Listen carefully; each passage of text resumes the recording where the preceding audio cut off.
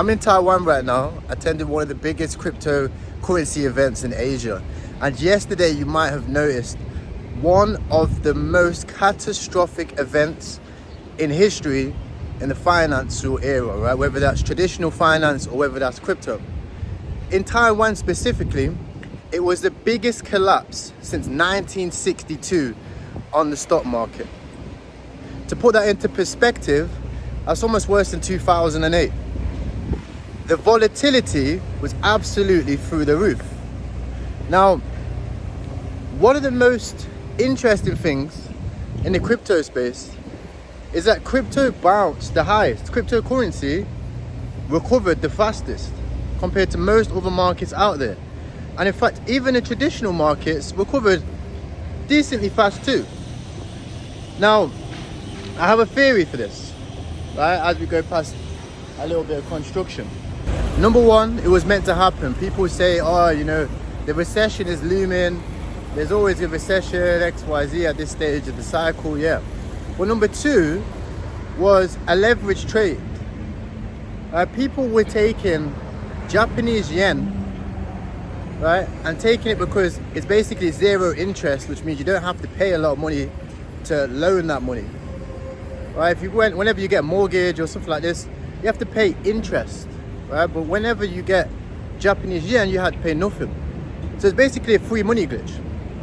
And what some companies were doing, specifically Jump, they were taking that Japanese yen and they were actually staking Ethereum, right? Or using Ethereum for whatever purposes, we don't know. Now, we have a feeling about this because somebody sold almost over $100 million of Ethereum at the bottom. I think it was like 100 million or 36 million, but a lot of millions at the bottom at the same time as the Japanese yen incident, right? And these companies, they have a crypto arm, right? And they also have a traditional arm. So if you've got two sides of the business, and one side's going down and that side's been around forever and the other side's not, then somebody's got to bite the bullet and they officially cheated the bank, right?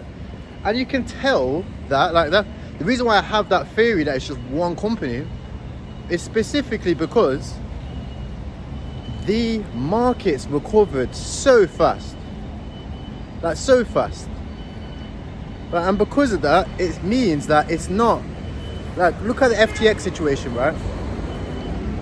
When FTX collapsed, multiple markets failed. It was a snowball effect, right? So you had, FTX, and then you had Three Arrows, and then you had, all these other companies that also held all the tokens, doing the same stuff, and the snowball effect, everything imploded. All the DeFi protocols imploded too. You had all the people that had their money stuck in FTX, or those people that might have been venture capitalists, or they might have been crypto projects with their treasuries. It's like their bank account inside of FTX too, and everything went tits up, right? So the beauty of this, and why I think it's the time to go all in now more than ever, is because it's gonna be a V-shaped recovery. We're gonna recover fast from this because there's not that many people implicated. And because this is traditional finance and not crypto, right? This means, you have to remember, it wasn't crypto's fault, right? You have to get it in your head. This is traditional finance affecting the crypto market. Now this means that they're gonna turn on the money printer mix. And when they turn on the money printer, which they already have, they're already buying $30 million a day, the markets are gonna get wild. Similar to the COVID era, right? Remember, what did they do in COVID, right? When the market was crashing, they started printing money, right? They have to. They've got elections to take care of. Obviously, they've got wars and stuff like that. The markets need to have some sort of strength at these stages, right? They will just turn it off, right? Traditional markets, mate, they just turn it off. It starts getting volatile, but off, right? So, they will recover the traditional markets, and when they do, the bull market continues, my friend.